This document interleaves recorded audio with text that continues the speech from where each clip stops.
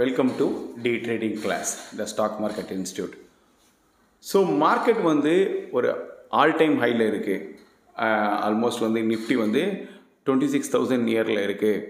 So இந்த டைமில் வந்து ஒரு ஸ்டாக்கில் வந்து என்ட்ரி பண்ணலாமா, அது நமக்கு வந்து ஒரு ப்ராஃபிட்டபுளாக இருக்குமா அப்படின்ற கொஷின்ஸ் வந்து நிறைய பேருக்கு இருக்கும்.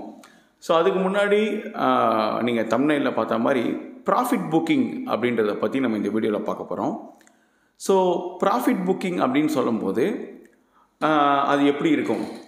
ஸோ இப்போ ஒரு எக்ஸாம்பிளுக்கு சொல்கிறேன். ஒரு ஸ்டாக் வந்து 100 ருபீஸில் இருக்குது அப்படின்னா அந்த ஸ்டாக் வந்து சப்போர்ட்டோ இல்லை ஒரு ரெசிஸ்டன்ஸ் ஜோன் அப்படி இருக்கும்போது இண்டெக்ஸும் உங்களுக்கு ஆல் டைம் ஹையில் இருக்குது அப்படின்னா, ஸோ ஒரு இப்போ ஸ்டாக் வந்து ஒரு 200 மேலே ஒரு ரெசிஸ்டன்ஸ் ஜோனில் இருக்குது, ரெசிஸ்டன்ஸ் வந்து 200 இருக்குது அப்படின்னா, ஸோ ஒன்ஸ் ஒரு 180 to 190 போகும்போது ஸோ பீப்புள் என்ன திங்க் பண்ணுவாங்க அப்படின்னா, மறுபடியும் 200 வந்ததுக்கப்புறம் அந்த ஸ்டாக்கு கண்டிப்பாக கீழே விழும்.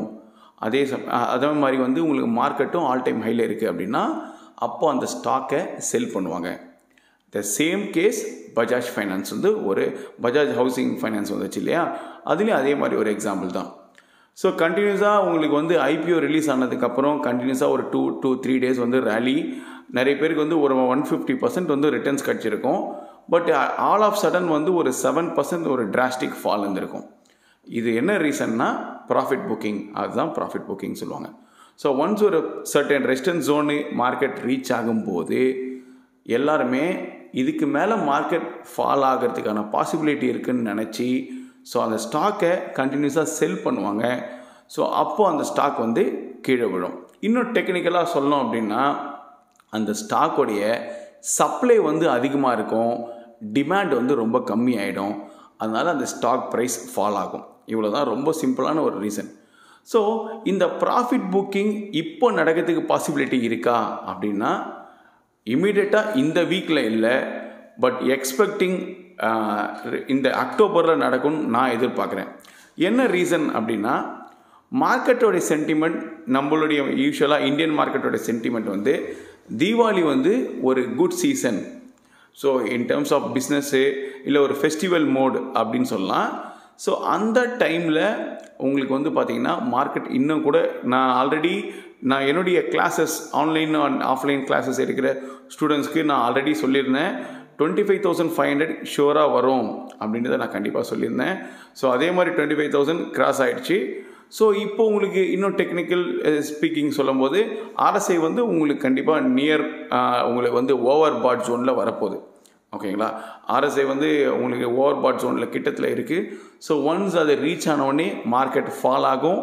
அப்போது கண்டிப்பாக ஃபால் அப்படின்னா உங்களுக்கு வந்து ஒரு பெரிய ஃபாலாக இருக்குமானா ஆப்வியஸாக கண்டிப்பாக கிடையாது. ஏன் அப்படின்னா நம்ம இந்தியன் பர்டிகுலராக இந்தியன் மார்க்கெட்டை பொறுத்தவரையிலும் நிறைய வந்து உங்களுக்கு like ready to invest cash நிறைய வச்சுருக்காங்க. ஈவன் மியூச்சுவல் ஃபண்ட் ஹவுஸ்லேயே நிறைய கேஷ் இருக்குது.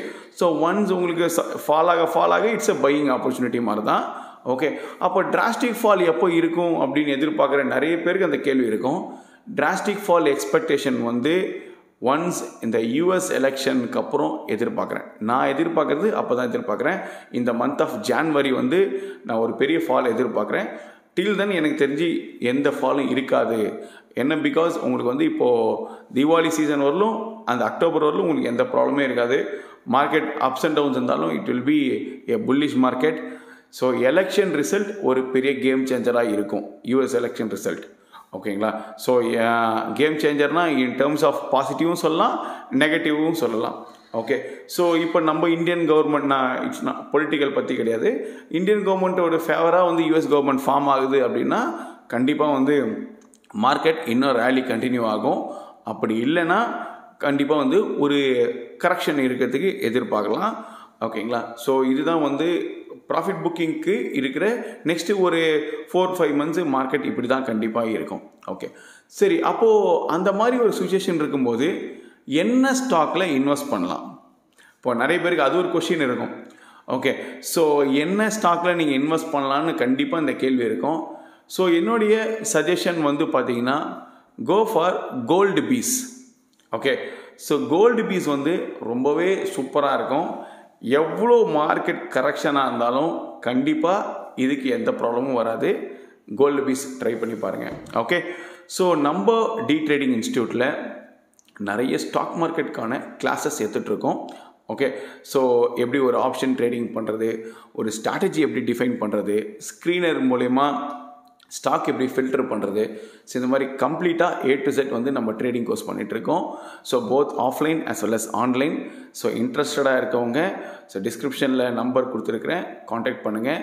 அது இல்லை எனக்கு வந்து பண்ண முடியாது, நான் எனக்கு கம்ஃபர்டபுள் டைமில் நான் பார்க்கணும், ஸோ கோர்ஸ் அட்டன் பண்ண முடியாது அப்படின்னு சொல்கிறவங்களுக்கு டி ட்ரேடர் ஆப் நம்மளுடைய ஆண்ட்ராய்ட் ப்ளே ஸ்டோருக்கான லிங்க்கு டிஸ்கிரிப்ஷனில் இருக்குது.